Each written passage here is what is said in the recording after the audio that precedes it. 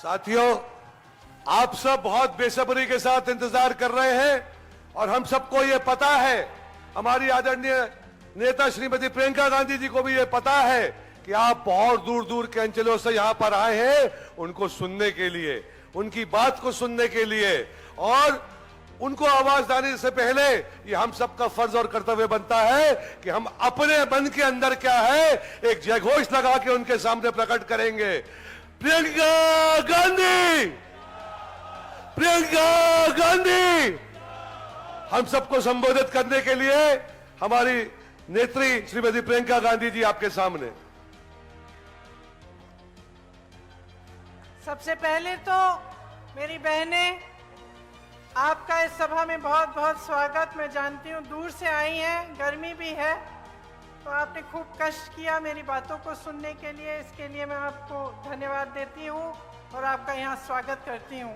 भाइयों, आप सबका भी इस सभा में बहुत बहुत स्वागत। श्री कमलनाथ जी, श्री सुरजेवाला जी, श्री सुरेश पचौरी जी, डॉक्टर गोविंद सिंह जी, अरुण यादव जी, ओमकार सिंह मार्कम जी, श्री कमलेश्वर पटेल जी, श्री नीलांशु चतुर्वेदी जी, श्री नारायण पट्टा जी, अशोक मस्कोले जी, राकेश तिवारी जी, हीना कानवरे जी, श्री जयवर्धन सिंह जी, आप सबका भी और सारे सभी नेतागण, सभी कार्यकर्तागण, सभी कांग्रेस के पदाधिकारीगण का इस सभा में बहुत बहुत स्वागत। एक बार मेरे साथ बोलिए, हर हर नर्मदे, जय बड़ा देव जी, जय सेवा और जय जौहर। ये महाकौशल की भूमि है। आदिवासी संस्कृति, आप सबकी संस्कृति का ये आंगन है। इस धरती को मेरा बहुत बहुत प्रणाम। क्रांति दूत शंकर शाह जी, श्री रघुनाथ शाह जी, श्री हृदय शाह जी, श्री दलपत शाह जी, श्री टंटिया मामा जी,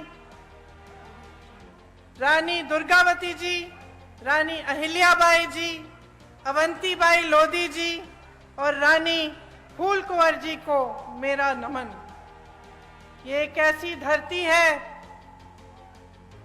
जहां इतने सारे वीर, इतने सारे महापुरुष रहे हैं। यहाँ आपकी एक बहुत खास संस्कृति है। आते वक्त मैं सोच रही थी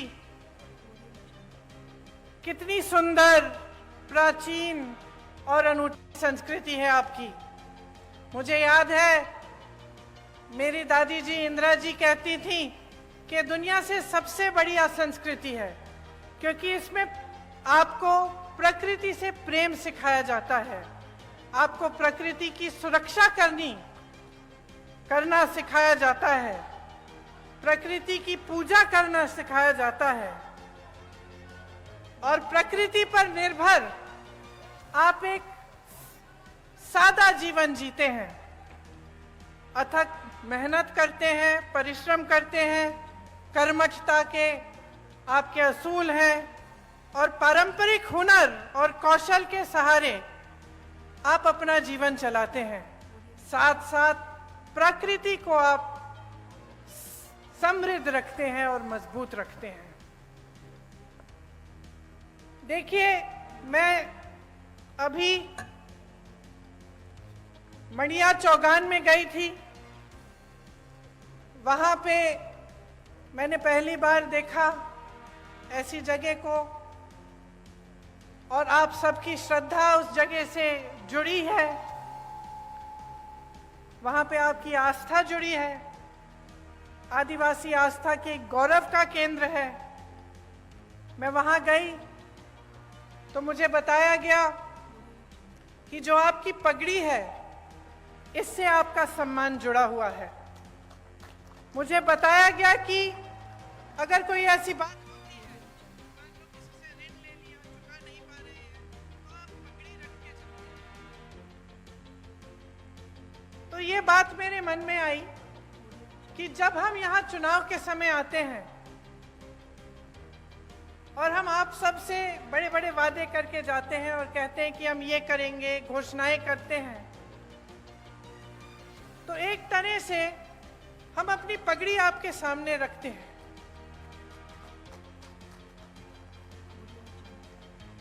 हम ये बात कर रहे हैं कि अगर हम ये नहीं पूरा करेंगे जो हम बातें यहाँ पे आपके सामने हम कर रहे हैं, तो हमारा सम्मान जाएगा। तो आज इसी भावना से मैं आपके सामने खड़ी हूं। आपने, कई वक्ताओं ने इंदिरा जी की बात की। इंदिरा जी मेरी दादी तो थी, लेकिन जैसे आपने कहा, आपने उनको इंदिरा माता कहा। शायद जो बुजुर्ग हैं उनको याद भी होगा उनके बारे में। तो आप सब अगर आज यहाँ मेरी बातों को सुनने आए हैं, तो उसमें ये बात भी है कि मैं उनकी पोती हूँ, मेरी शक्ल थोड़ी बहुत उनसे मिलती जुलती है, तो मुझे देखने के लिए आप आए हैं, मैं जानती हूँ। लेकिन एक बहुत गहरी बात भी है, जो सिर्फ मेरी शक्ल उनकी पोती होने के नाते नहीं है, और वो गहरी बात ये है कि आपको इंदिरा जी में भरोसा था। भरोसा इसलिए था क्योंकि इंदिरा जी ने आपके लिए काम करके दिखाया। आप उनको माता कहते थे, तो इसलिए कहते थे कि आपकी श्रद्धा उनसे भी जुड़ी हुई थी। और मेरे लिए ये एक बहुत बड़ी जिम्मेदारी है, एक बहुत बड़ी जिम्मेदारी है कि आज मैं यहाँ आपके सामने खड़ी हूँ। आपने मेरी दादी जी को माता जी माना, और मैं यहाँ खड़े होकर आपके सामने कुछ बातें कर रही हूँ। तो ये मेरी जिम्मेदारी बनती है कि मैं जो बात कहूँ आपसे, वो सच बात हो, वो सही बात हो, और वो आपके लिए ही बात हो, जो आपको आगे बढ़ा पाए, और जो काम इंदिरा जी ने शुरू किया था उसको आगे बढ़ाने वाली बात हो। आपको याद होगा कि इंदिरा जी ने आपको पट्टे दिलवाए थे, याद है कि नहीं? याद है। किस भावना से दिलवाए? इसी भावना से दिलवाए कि ये आपकी जमीन है, ये आपका सम्मान है, ये आपसे जुड़ी हुई बातें हैं, और आपको पूरी तरह से की शक्ति आपके हाथों में मिलनी चाहिए।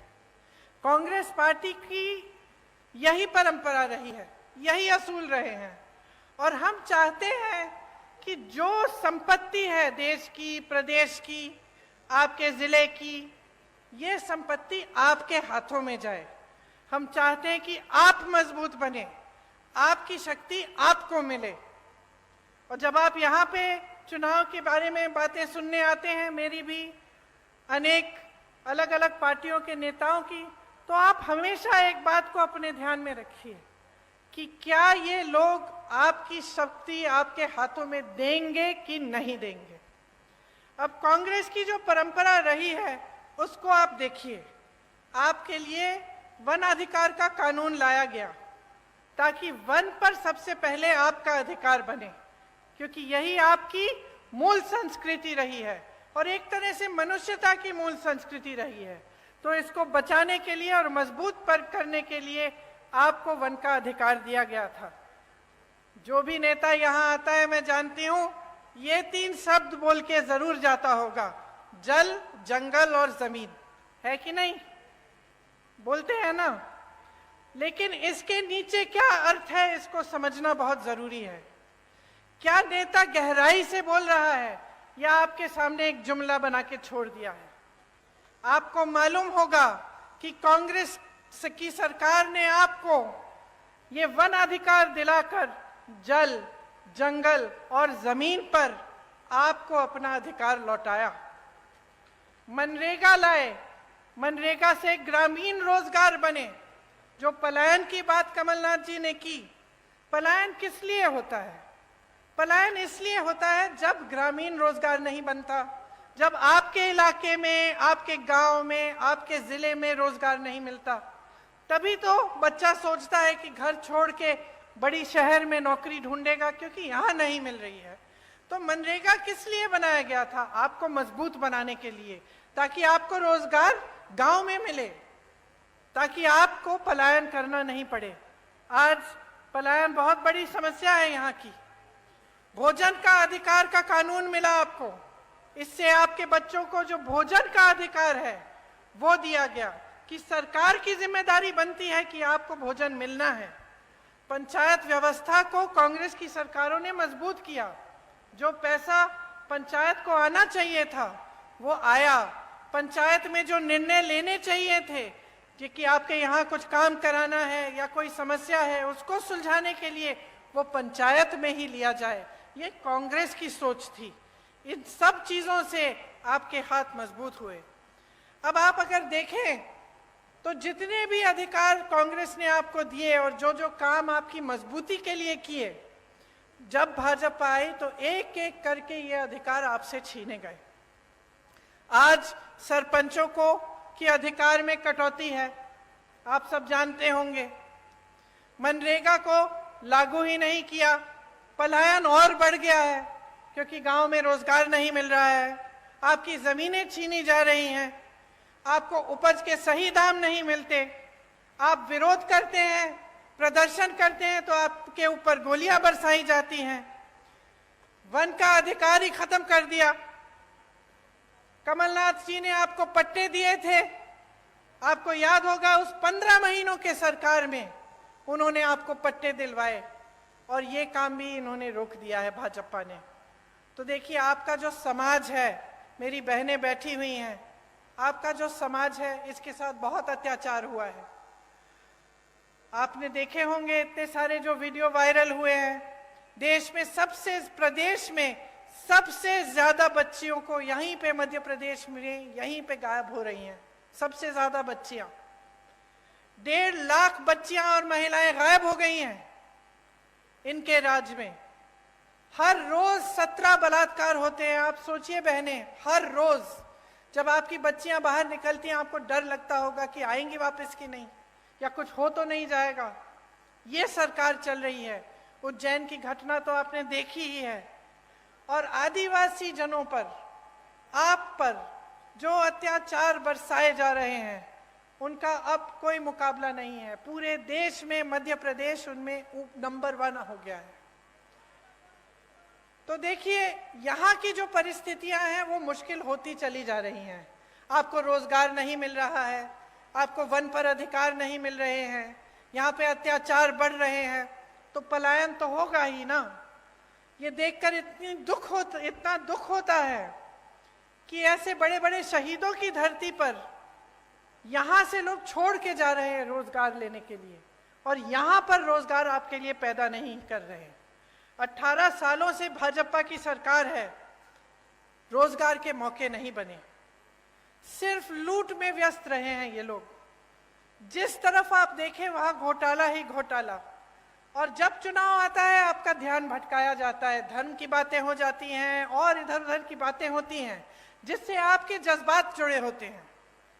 तो बहनों, आपको बहुत सतर्क रहना पड़ेगा। आपको समझना पड़ेगा कि इधर उधर की बातों से सिर्फ आपका ध्यान भटकाया जाता है। और सबसे जरूरी बात यह है कि यहाँ पर महंगाई कैसे कम होगी, आपके लिए रोजगार कैसे बनेगा, आपकी संस्कृति का बचाव कैसे होगा, और आप यहाँ पर विकास कैसे आएगा ताकि आप यहाँ पे आगे बढ़ पाएंगे। यहाँ पे तेंदुपत्ता के बहुत सारे मजदूर हैं, आप जानते ही हैं, मुझसे अच्छी तरह जानते हैं कि कितना शोषण हो रहा है। तेंदुपत्ता चुनने का काम करने वाले भाई बहन दिन भर काम करते हैं, सुबह निकलते हैं, शाम तक सूरज के ढलने तक तेंदुपत्ते को चुनते हैं, बहुत मेहनत करते हैं, एक एक पत्ती की गड्डी बनाते हैं, फिर उसे ले जाकर बेचते हैं।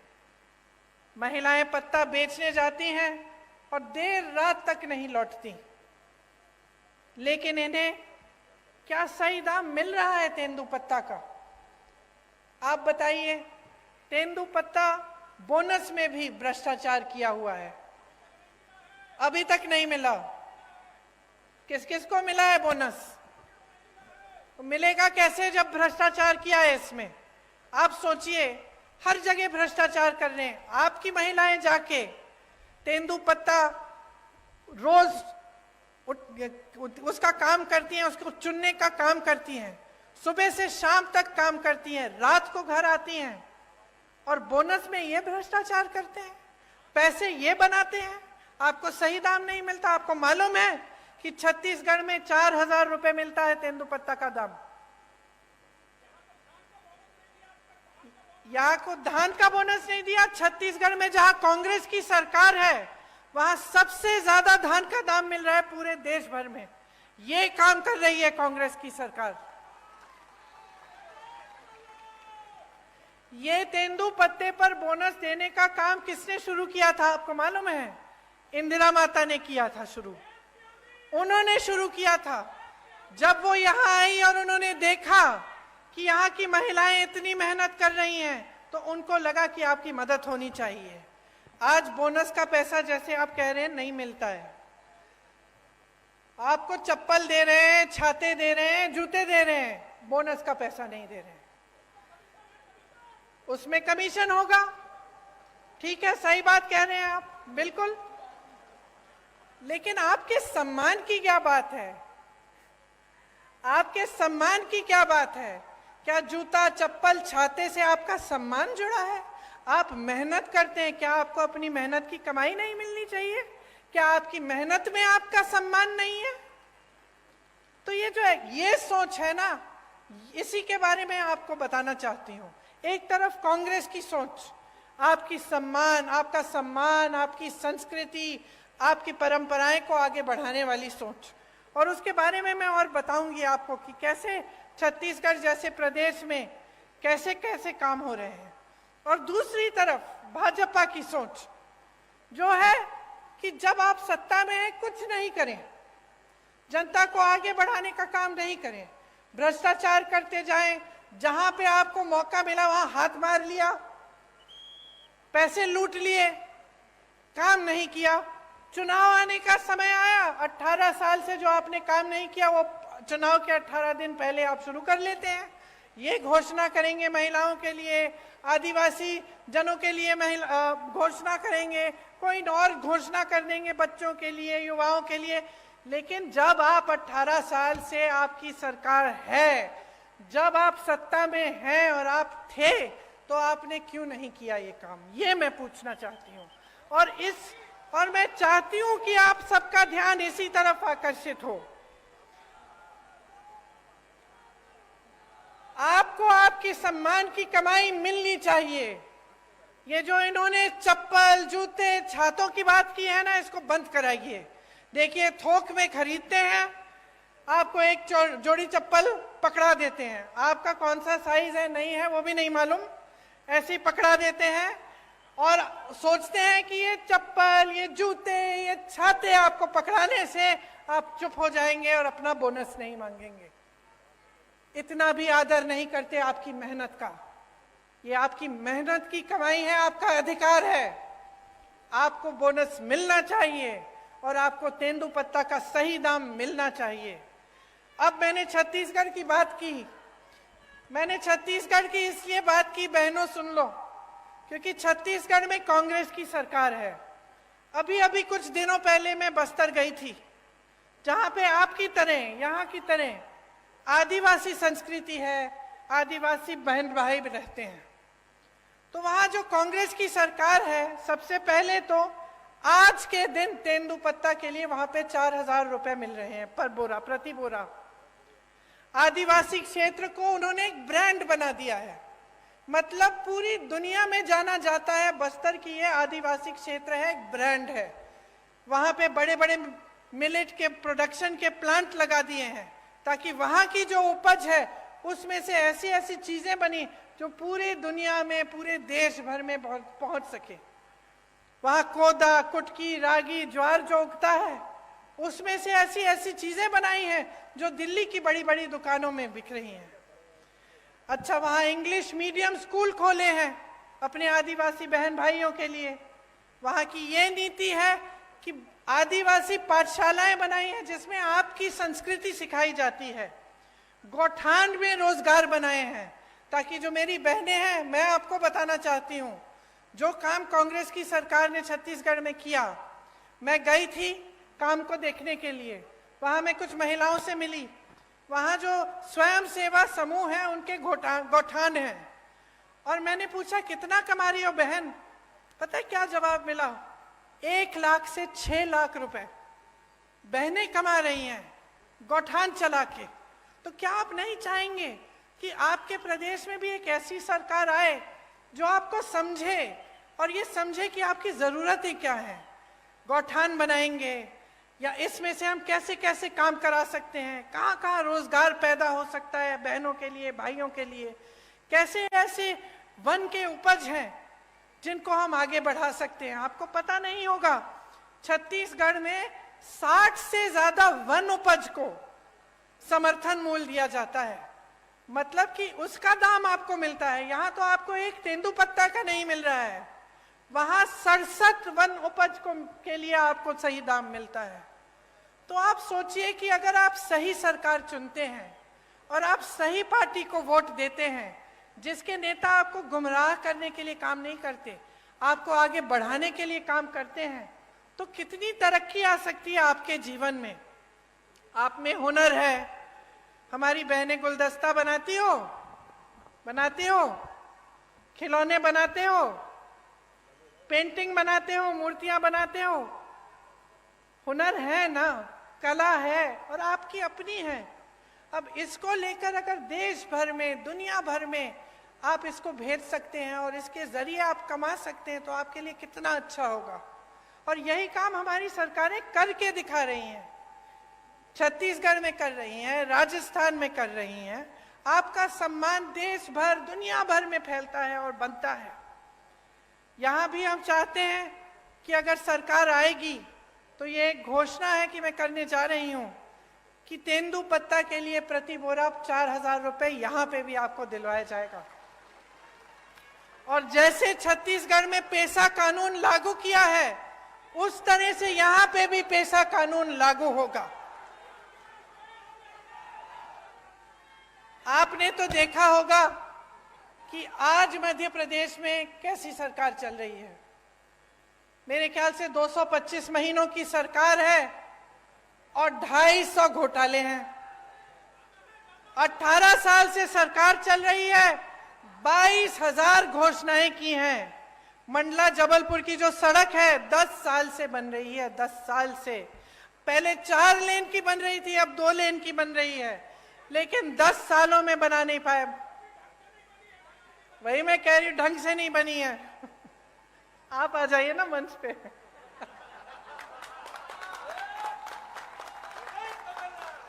मुझे बताते रहिए।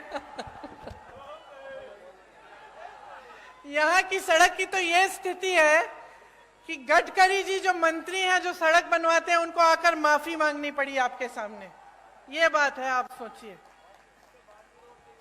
इतने सारे घोटाले, बच्चों के पोषण में घोटाला, मिड डे मील में घोटाला, सर्व शिक्षा अभियान में घोटाला, स्कॉलरशिप में घोटाला, भर्ती परीक्षाओं में घोटाला। तो बच्चों का भविष्य क्या है?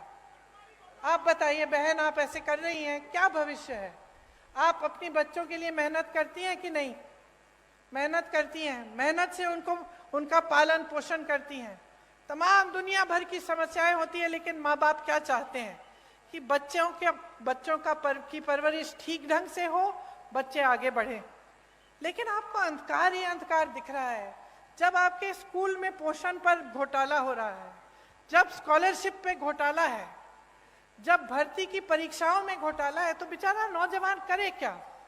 स्कूल करता है, पढ़ाई करता है, अच्छे अच्छे अंक भी लाता है, आगे जाकर फीस भरता है, ट्यूशन करेगा, भर्ती परीक्षा के लिए तैयारी करेगा बेचारा। माँ बाप कभी कभी घर से बाहर भी भेज देते हैं, दूर कहीं पे ट्यूशन सेंटर में, किसी शहर के अंदर की, जा बेटा पढ़ ले, अच्छा भविष्य बनेगा। और फिर क्या होता है? उसमें घोटाला हो जाता है, हर स्तर पर घोटाला। तो बेचारा परीक्षा देता है, परीक्षा में पास भी हो जाता है, लेकिन नियुक्ति नहीं होती, क्योंकि घोटाला हो जाता है, सब कुछ बंद हो जाता है। तो जब अगली पीढ़ी, आने वाली पीढ़ी के लिए भी कुछ भविष्य में दिख नहीं रहा है, उम्मीद ही नहीं रही, तो आगे कैसे बढ़ पाओगे? आपका विकास कैसे हो पाएगा? सबसे बड़ा व्यापम का जो घोटाला हुआ यहाँ, पता नहीं कितने लोग मर गए उसमें, किसी ने इंक्वायरी जांच तक भी नहीं कराई, और वही सरकार चली जा रही है। मां नर्मदा पे घोटाला, महाकाल में घोटाला, मंदिर में जो मूर्तियां लगाई हैं उस पर भी घोटाला। तो थक नहीं गए हो आप? थक गए हो ना? क्योंकि आखिर देखिए, जो नेता होते हैं राजनीति में आते हैं, किस लिए आते हैं? ज्यादातर तो ये भावना रख के आते हैं कि कुछ सेवा करेंगे, आपको आगे बढ़ाएंगे, और आपको भी उनसे कुछ उम्मीद रहती है कि ठीक है, ये मेरे गांव का एक नेता है, हमें मेरे करेगा, है कि नहीं? लेकिन जब आपको दिखता है कि चाहे कुछ भी मंच पे आकर कुछ भी कह रहे हैं, आपको कुछ भी कहानियां सुना रहे हैं, लेकिन सच्चाई इनकी कुछ और है। जब आपको दिख रहा है कि 10 सालों से आपकी सड़क नहीं बन पा रही है, जब आपको दिख रहा है कि यहाँ नर्मदा मैया में घोटाला हो रहा है, आपके बच्चे आगे बढ़ नहीं पा रहे हैं, यहाँ से पलायन करके चले जा रहे हैं बड़े बड़े शहरों में भटकते हुए नौकरी ढूंढने के लिए, तो क्या आप नहीं सोचते कि बहुत हो गया है, कि अब सरकार बदलने का समय आ गया है? जिन्होंने भ्रष्टाचार किया है उनको सबक सिखाने का समय आ गया है, और एक ऐसी सरकार लाने का समय आ गया है जो आपके लिए काम करे। मैं तो ये भी नहीं कह रही हूं कि मेरी बातों पर चलो, अपना अनुभव होगा ना आपका। अब आप बताओ, आपके जीवन में तरक्की आई है क्या इन सालों में? जो छोटे दुकानदार हैं, छोटे उद्योगपति हैं, क्या आपका बिजनेस बढ़ा है? नहीं बढ़ा। जो किसान बैठे हैं, उनकी खेती, क्या उस खेती से उम्मीद रख सकते हैं कि उनको सहायता मिलेगी सरकार की, कि रोजगार बनेंगे और मजबूत, कि कमाई अच्छी होगी? क्या उम्मीद रखते हो आप? और महंगाई कितनी बढ़ी है आप बताओ? महंगाई को कम करने का काम किया है इन्होंने? नहीं किया। आज देखिए क्या कह रहे हैं आपको, कि आपको सिलेंडर देंगे 500 रुपए में, कह रहे हैं। अच्छा बहनों, आप में से कितनों के नाम में सिलेंडर है आज? नहीं है ना? परिवार के नाम में होगा सिलेंडर। अब जब आप सिलेंडर लेने जाती हैं तो क्या होता है? आप सोचती हैं कि चलिए अपने नाम में बदलवा दें, क्योंकि उन्होंने कहा है सिर्फ महिलाओं को मिलेगा। आप सोचती हैं कि चलो परिवार का सिलेंडर है, अपने नाम में डलवा दें, और जब डलवाने के लिए जाते हैं तो कितना मांगते हैं आपसे? 4000 रुपए। तो पहले कहते हैं कि आपको मुफ्त में से, मतलब आपको 500 रुपए में सिलेंडर दे रहे हैं, ठीक है। उनको अच्छी तरह मालूम है कि ज्यादातर परिवारों का सिलेंडर महिलाओं के नाम नहीं है। फिर आप जब बदलने जाते हैं तो आपसे 4000 रुपए मांगते हैं। और इसके ऊपर भी सोचिए, देखिए कांग्रेस की जब सरकार थी, आपको 60 रुपए में राशन मिलता था कि नहीं मिलता था? और 425 रुपए में सिलेंडर मिलता था। इसका मतलब है कि 485 रुपए में आपको राशन भी मिल जाता था, सिलेंडर भी मिल जाता था। सच बात है। अब इन्होंने आपसे कहा कि चलो सिलेंडर हम आपको 500 में दे देते हैं, राशन आपको मुफ्त दे रहे हैं, ठीक है। और सिलेंडर आज तक, जब तक इन्होंने 500 की बात की, इतने सालों से इनकी सरकार चल रही थी, तो आपको कितने का मिलता था? 1125 रुपए का। तो हम दे रहे थे आपको 485 रुपए में सिलेंडर और राशन। इनके मुफ्त के राशन के साथ आपको 1125 में सिलेंडर मिल रहा था। तो नुकसान किसका हो रहा था? तो इन्होंने तो मार्केटिंग अच्छी कर ली, अभी भी कर रहे हैं। महिलाओं को 500 में सिलेंडर मिल जाएगा, मुफ्त में आपको राशन मिल रहा है, लेकिन असलियत क्या है इसको पहचानो। नुकसान अभी भी आपका हो रहा है। देखिए आपके बच्चे बीमार पड़ते हैं, दवाई खरीदनी पड़ती है, दुकान जाते हो, महंगी महंगी दवाइयाँ, दवाई पे जीएसटी है। आपके छत में से पानी गिर रहा है, छत को ठीक करना है, सीमेंट, कुछ भी आपको जिस चीज का इस्तेमाल करना होता है वो महंगा हो गया है, उस पे जीएसटी है। मेरे किसान भाई बहन, डीजल पे, पेट्रोल महंगा, डीजल महंगा, जो भी आप इस्तेमाल करते हैं उस पे जीएसटी है, तो कैसे गुजारा कर रहे हैं? कभी मैं सोचती हूँ, मुझे समझ में ही नहीं आ रहा आप गुजारा कैसे कर पा रहे हो। एक तरफ रोजगार बंद है, बना ही नहीं रहे हैं। जहां से बनते थे बड़े बड़े पीएसयू, वो तो सारे इन्होंने अपने बड़े बड़े दोस्तों को बेच दिए। छोटे उद्योगों से रोजगार बनते थे, खेती से बनते थे, सब बंद कर दिया। मनरेगा बंद कर दिया, ग्रामीण रोजगार बंद कर दिया। छोटे छोटे उद्योग दुकानदार इतने त्रस्त और परेशान है, खुद कमा नहीं पा रहे हैं, रोजगार कहाँ देंगे? एक तरफ रोजगार बंद, दूसरी तरफ महंगाई इतनी बढ़ चुकी है, ऊपर से अत्याचार लादे जा रहे हैं आप पे। तो आप गुजारा कैसे करते हैं? आप सुबह जब उठते हैं तो कैसे सोचते हैं कि चलो एक और दिन हम निकाल लेते हैं, चलते हम तेंदुपत्ते को चुनने के लिए, शायद कुछ कमाई हो जाए। क्या ये सही है जो आपके साथ हो रहा है? क्या ये सही है? जोर से बोलो। सही नहीं है, क्योंकि हम सब जो यहाँ खड़े हैं आपकी वजह से खड़े हैं। जितने भी नेता हैं, हमारी पार्टी के हों, किसी और पार्टी के हों, उनको बनाने वाले आप हैं। आप सत्ता नहीं दोगे ना, आप वोट नहीं दोगे, तो हिम्मत है किसी की इस स्टेज पे आने की, इस मंच पे खड़े होने की? तो शक्ति किसकी है? जोर से बोलो, शक्ति किसकी है? वोट किसका है? तो इस्तेमाल करो इस शक्ति को, आंख मत बंद करो, जागरूक बनो, अपनी शक्ति को समझो, इसे पहचानो। ये जो खेल खेले जाते हैं आपके साथ, इनको देखो, कितने पद खाली हैं सरकार में। आप कहीं भी किसी भी स्तर पर देखिए, पद खाली पड़े हैं, लेकिन यहाँ के नौजवान बेरोजगार हैं। क्यों? पद पड़े में पद दो, भरो उनको। नहीं, आप भर्ती के घोटाले करते हैं, भरना नहीं चाहते। आप स्वास्थ्य की व्यवस्था में देखिए, 70,000 शिक्षकों के पद खाली हैं। स्वास्थ्य व्यवस्था में हर स्तर पर 90% से ज्यादा पद खाली हैं। ये मंडला में आपका अस्पताल नहीं है आज तक। 18 सालों से सरकार है, आपको दूर दूर जाना पड़ता है जब आप बीमार पड़ते हैं। क्यों? ये सरकार तो आपने बनाई है। जैसे मैंने कहा, सत्ता आपने दी है, वोट आपका था, तो अब जिम्मेदारी भी तो आपकी बनती है। मैंने कहा, मैं इंदिरा जी की पोती हूं, एक बहुत बड़ी जिम्मेदारी है कि मैं आपके सामने सच बोलूं, कि मैं जो बातें करूं वो बातें करके भूल न जाऊं। लेकिन आपकी भी बहुत बड़ी जिम्मेदारी है। आपके भी पूर्वज इस देश के लिए शहीद हुए। जब मैं यहां आई, जब मैंने अपना भाषण शुरू किया, तो कितने नाम लिए। ये किसके पूर्वज थे? आपके पूर्वज। इन्होंने इस देश के लिए, आपकी धरती के लिए लड़ाई की, आजादी की लड़ाई लड़ी। तो उनके प्रति भी आपकी जिम्मेदारी बनती है ना, अपनी संस्कृति, अपनी परंपराओं के प्रति। और सबसे बड़ी जिम्मेदारी क्या है? कि आप ऐसी सरकार चुने जो आपके देश प्रदेश में विकास लाए और आपके लिए दिन रात काम करे।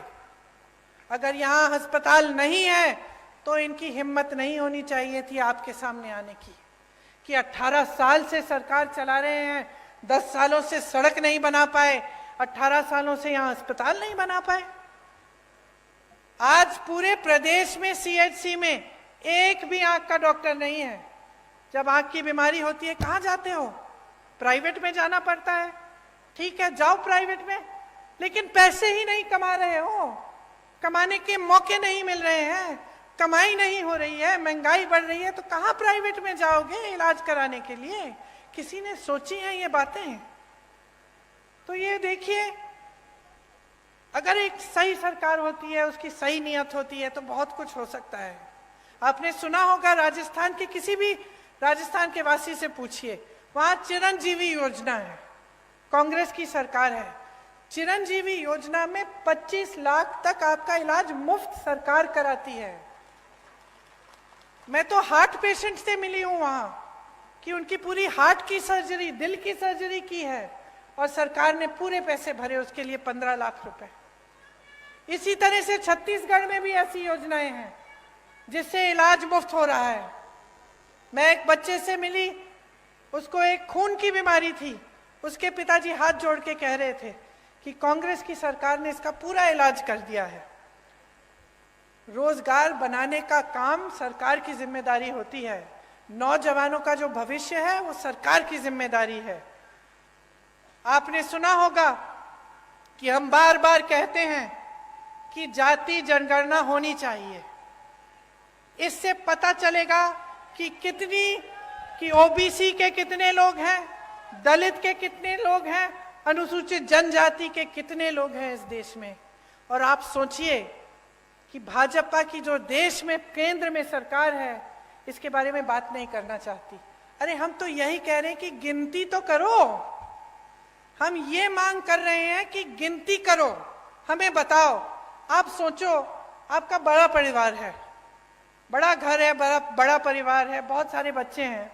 अगर आपको मालूम ही नहीं कि कितने लड़के हैं, कितनी लड़कियां हैं, कितने बच्चे स्कूल जाने लायक हैं, कितने बड़े हैं, छोटे हैं, तो आपको ये जो गिनती है ये करनी जरूरी होती है कि नहीं होती है? कि आप जा रहे हो दुकान, कुछ खरीदना चाहते हो उनके लिए, तो जानना तो जरूरी है ना कि बहुत बड़ा परिवार है भाई, वो चाचा जी के 3 बच्चे हैं और मामा जी के 4 बच्चे हैं। जरूरी है कि नहीं? घर में जरूरी होता है अगर बड़ा परिवार होता है या बड़ा गांव होता है।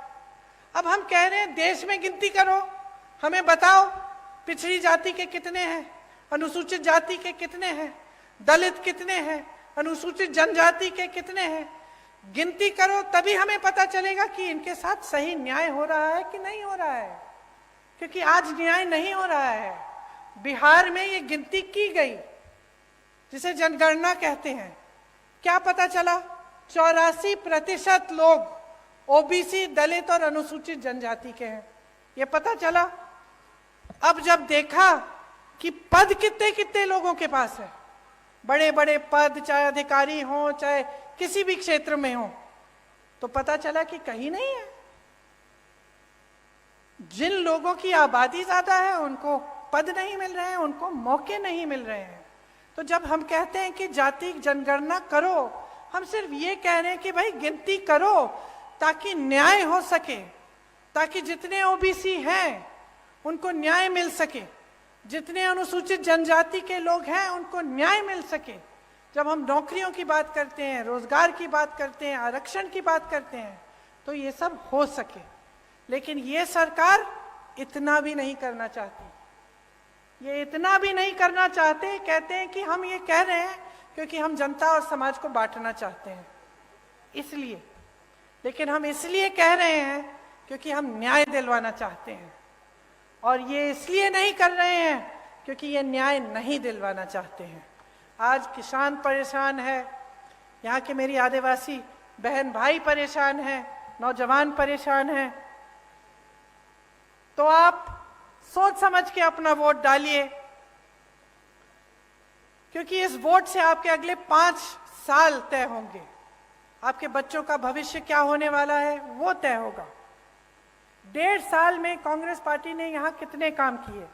15 महीनों में 27 लाख किसानों का कर्ज माफ किया, सामाजिक सुरक्षा का पेंशन 600 रुपए किया, 1 करोड़ परिवारों को 100 रुपए में 100 यूनिट की बिजली दिलवाई, 1000 गौशालाएं बनाई, 12,000 बर्तन बैंक बनाए, ओबीसी आरक्षण को 14% से 27% तक बढ़ाया। कांग्रेस की सरकार आपके लिए काम करके दिखाती है। आज भी आपके सामने कुछ गारंटी लाई है, इनके बारे में मैं 2 मिनट के लिए आपको बताती हूं, उसके बाद आप जा सकते हैं घर। कष्ट हो रहा है, शायद धूप भी है। देखिए, जैसे किसान को कर्ज माफ करने का काम हमने शुरू किया था, उसको हम फिर से शुरू करेंगे। तो किसानों का कर्ज माफ करेंगे। 100 रुपए में जैसे 100 यूनिट बिजली आपको पहले दिलवाई थी, वो फिर से दिलवाएंगे। 200 यूनिट की बिजली हाफ की जाएगी, बिल हाफ की जाएगी, मतलब उसकी बिल आधी आएगी। पुराना पेंशन लागू होगा। जितने भी अधिकारी हैं, सरकारी जो रोजगार होता है उसका महत्व यही होता है कि जब वो रोजगार मिलता है, वो नौकरी मिलती है, तो हमें लगता है कि चलो ठीक है, रिटायर होने के बाद भी कुछ आते रहेगा, हम सही सलामत सुरक्षित रहेंगे। आज वो भी छीना गया है आपसे।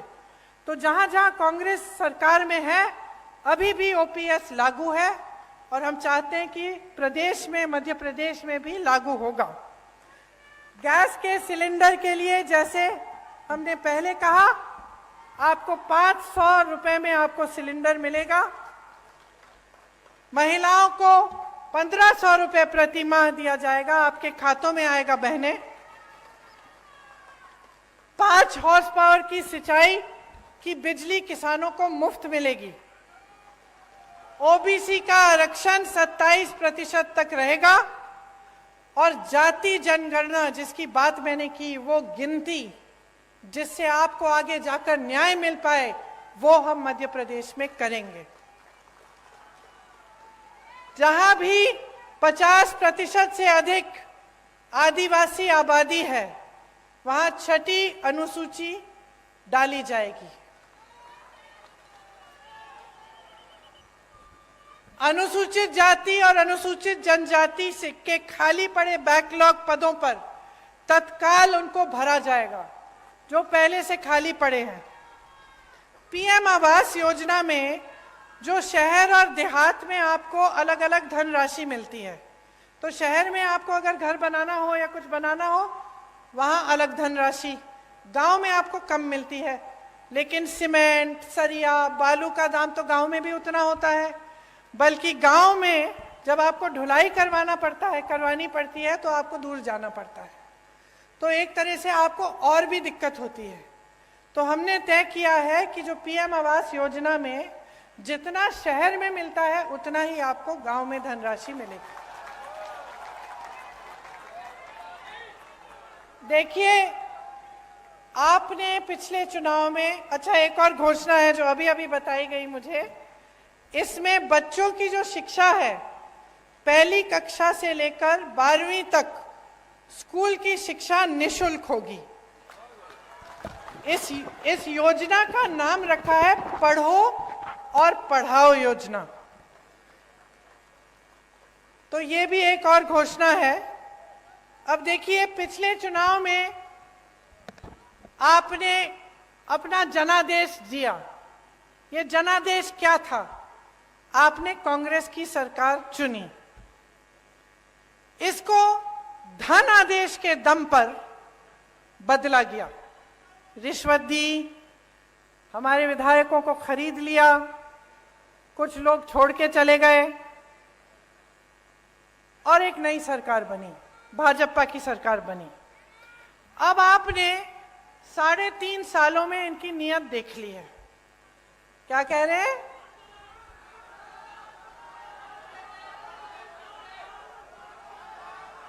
सुनाई नहीं दे रहा ठीक से, मुझे बताइए।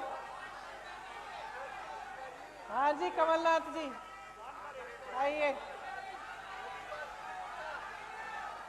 आप सब जानते हैं कि कांग्रेस की सरकार किसानों की हितैषी है।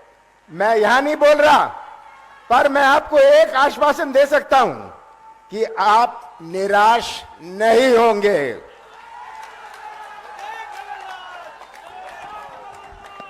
तो देखिए, सीधी सीधी बात है, अपनी सच्चाई को समझो। जो आपकी असलियत है, जो आप जी रहे हो, उसको देखो।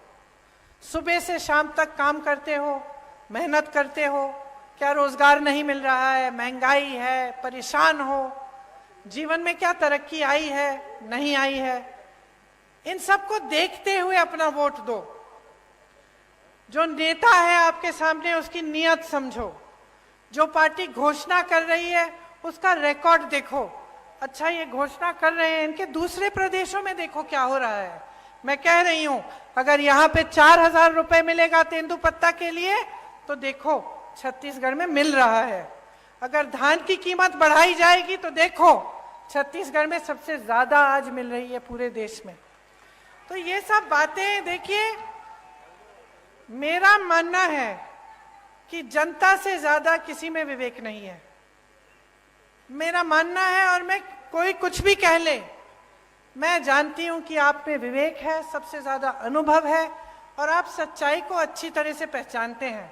अगर आज तक मेरी दादी इंदिरा जी को आप याद करते हैं, उनको माता कहते हैं कि इसलिए क्योंकि आपने सच्चाई को पहचाना, आपने सही नियत को पहचाना, जो आपके लिए दिन रात काम करने के लिए तैयार था उसको आपने देखा, आपने उन्हें आगे बढ़ाया, उन्होंने आपको आगे बढ़ाया। यही रिश्ता होना चाहिए नेता और जनता में, आप में और हम में। तो इसलिए आज यहां खड़े होकर मैं वोट नहीं, आपकी जागरूकता मांगती हूं आपसे। जागरूक बनो। अगर आप जागरूक बनोगे तो खुद समझ में आ जाएगा कि जिस दिन मध्य प्रदेश में कांग्रेस की सरकार आएगी उस दिन से आपके लिए काम सही मायने में शुरू होगा और आपकी प्रगति होगी। इसीलिए चुनाव के दिन मेरी बातों को भूलना मत, अच्छी तरह से याद रखना। ये जो घोषणाएं हम कर रहे हैं, ये हम ऐसे नहीं कर रहे हैं, हमने प्रदेशों में करके दिखाया है। हमारा रिकॉर्ड देखिए, हमारी नियत को पहचानिए और खूब जोर से कांग्रेस पार्टी को वोट दीजिए, भारी से भारी बहुमत से जिताइए, ताकि एक ऐसी सरकार बने जिस पर आपको गर्व हो। I said 1 to 12. 1 to 12, 1 to 8, we are giving them 500 rupees. अच्छा। 500 rupees हर साल। Come on, you say. No, you have to. अच्छा, यहाँ एक और घोषणा है कि कांग्रेस सरकार में जो ये पढ़ो और पढ़ाओ योजना है, इसके तहत कक्षा 1 से कक्षा 8 तक बच्चों को हर साल 500 रुपए दिए जाएंगे। कक्षा 9 से 10 तक 1000 रुपए दिए जाएंगे हर महीने। तो यहाँ तो हर साल लिखा है, मैं सोच ही रही थी कि भाई कैसे हर साल, हर महीने यहाँ लिखा है। ये 500 रुपए हर महीने मिलेंगे। 9 से 10 तक हर बच्चे को हर महीने 1000 रुपए मिलेंगे और 11 से 12 कक्षा में हर बच्चे को 1500 रुपए हर महीने मिलेंगे।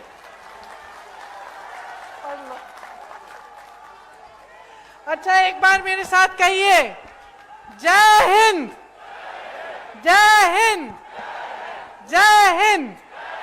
धन्यवाद।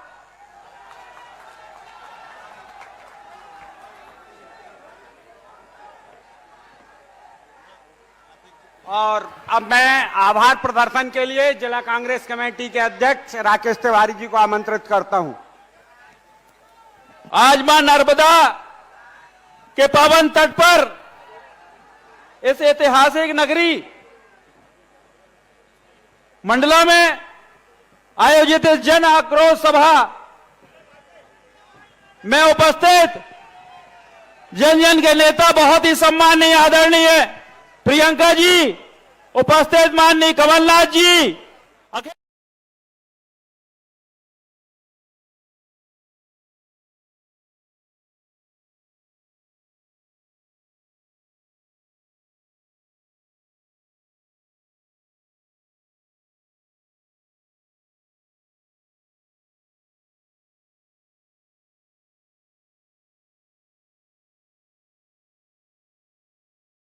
सुरजेवाला जी, गोविंद सिंह जी, सुरेश पचौरी जी, कमलेश्वर पटेल जी, हमारे विधायक ओंकार भाई, डॉक्टर गोविंद सिंह तो बोल दिया मैंने, ओंकार भाई, डॉक्टर मस्कोले, हमारे बाकी भी सबका नाम मैं नहीं ले रहा, हमारे सभी यहाँ आदरणीय विधायक और आसपास से आए हुए सभी नेतागण, आदरणीय बुजुर्गों, भाइयों और बहनों, मेरे साथ पहले नारा लगाइए, बड़ा देव की, नर्मदा मैया की, रानी दुर्गावती की, जल जंगल और जमीन के यहाँ जो सब सच्चे साथी आदिवासी भाई बहन बैठे हैं, मैं आप सबको प्रणाम करता हूं।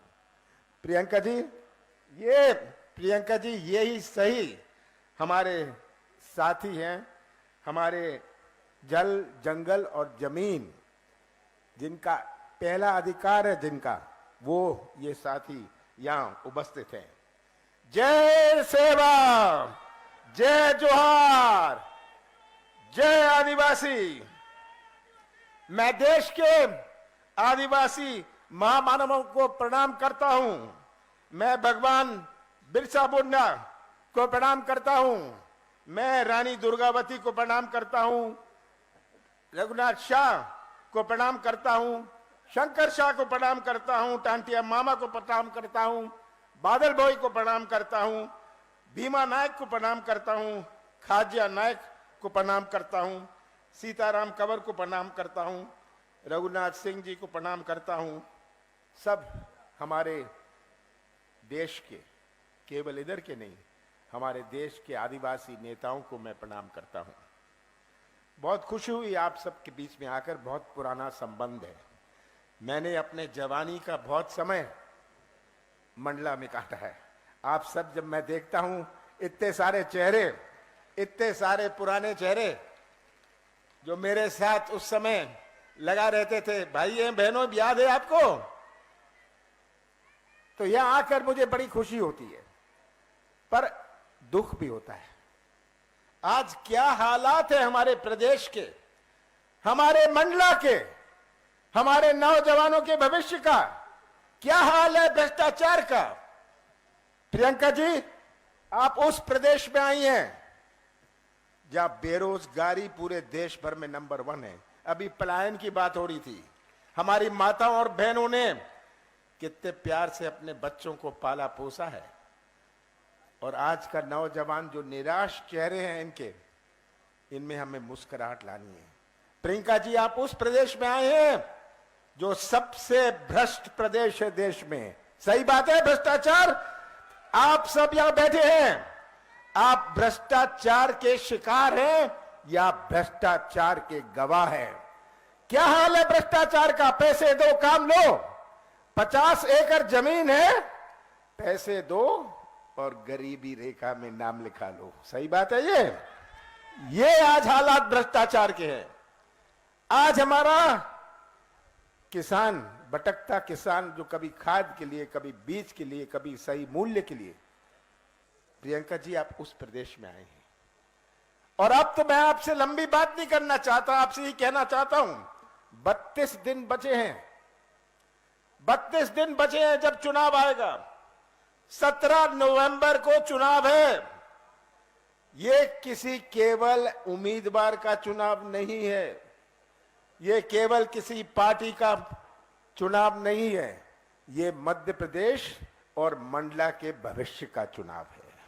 और ये भविष्य सुरक्षित रखना, प्रदेश का भविष्य सुरक्षित रखना, मंडला का भविष्य, डिंडोरी का भविष्य सुरक्षित रखना आपके हाथ में है। याद रखिएगा, जो आप बटन 17 तारीख को दबाएंगे, आप किसी उम्मीदवार का केवल नहीं दबाएंगे। वो बटन जो आप दबाएंगे वो हमारे नौजवान, हमारे आगे आने वाली पीढ़ियों का भविष्य दबाएंगे। ये बात आपको समझनी है। बहुत सारे गुमराह करने आएंगे। 18 साल शिवराज सिंह जी ने राज किया, मैं भी था मुख्यमंत्री 15 महीनों के लिए। 15 महीनों के लिए, जिसमें से 2.5 महीने तो लोकसभा चुनाव और आचार संहिता में दे। 11.5 महीने में कांग्रेस की सरकार ने अपनी नीति और नीयत का परिचय किया। एक शुरुआत करी हमने। जब कहा हम किसानों का कर्जा माफ करेंगे, हमने 27 लाख किसानों का कर्जा पूरे प्रदेश में पहले किश्त में माफ किया, और मंडला में 23,000 किसानों का कर्जा माफ किया। हुआ ये पहले किश्त में था। कौन सी गलती करी मैंने कहा हम बिजली देंगे 100 यूनिट 100 रुपए में, मैंने बिजली दी। कौन सी गलती करी, कौन सा गुनाह किया मैंने पेंशन बढ़ाई, मैंने विवाह के लिए पैसा दिया, कौन सा गलत काम मैंने किया?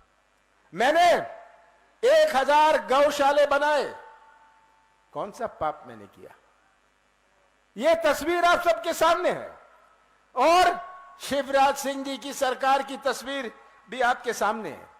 आज इतनी 13 सालों से चल रही है ये मंडला जबलपुर की सड़क, आज भी ये अधूरी है। यहां कोई रेल, सही रेल या सड़क की सुविधा नहीं है। मंडला की जो सड़क जबलपुर को जोड़ती है कितनी महत्वपूर्ण है हमारे मंडला के लिए। आज हम नर्मदा के किनारे हैं, पर पेयजल की समस्या है। कितनी शर्म की बात है, नर्मदा के किनारे और पेयजल की समस्या। सरकारी कार्यालय मंडला में बंद होने लग गए, ये आप जानते हैं, आप गवाह हैं। हमारे बिजली का कारखाना, सिंचाई का मुख्यालय यहां से भेज दिया गया बाहर। ये तस्वीर आप सबके सामने है। और मैं तो ये कहूंगा कि शिवराज सिंह जी से एक प्रश्न पूछता हूं। शिवराज सिंह जी, आपने दिया क्या? आपने दिया क्या, मैं पूछना चाहता हूं। आपने महंगाई दी, आपने भ्रष्टाचार दिया, आपने बेरोजगारी दी। शिवराज सिंह जी, आपने तो घर घर में शराब दी, ये शिवराज सिंह जी ने किया। और ये तस्वीर आप सबके सामने है। बहुत पुराना संबंध है आप सबके साथ, बहुत पुराना संबंध है। और मैं आपको आज वचन देना चाहता हूं कि पेशा कानून जो इन्होंने 18 साल बाद लागू किया, इसके जो नियम है आप बनाएंगे। नियम हम नहीं बनाएंगे, सरकार नहीं बनाएगी। आप ऐसे नियम बनाएंगे ताकि आपको आपका अधिकार मिले। हम विश्व आदिवासी दिवस, जो मैंने पहले इसकी घोषणा करी थी और चालू किया था, इसको फिर से चालू करेंगे। हम इसकी छुट्टी तो होगी, पर जगह जगह विश्व आदिवासी दिवस का हम उत्सव मनाएंगे। हम बैकलॉग भर्ती, इतनी सारी भर्ती बैकलॉग में है, हम बैकलॉग भर्ती पूरी करेंगे। ग्राम में बर्तन बैंक बनाएंगे, बर्तन बैंक बनाएंगे कि आपके जो त्योहार हैं, आपके जो फेस्टिवल्स हैं, आपका सम्मान से हो सके। जितने भी वन अपराध के केस हैं, इनको हम वापस लेंगे। और ये मैं कहना चाहता हूं, जिनको अपात्र इन्होंने कर दिया था, इन्होंने यहां 3200 पट्टों को निरस्त को स्वीकार नहीं किया। कांग्रेस की सरकार आएगी, मैं आपकी समिति बनाऊंगा, सरकारी समिति नहीं। प्रदेश चलाना है, आपको चलाना है।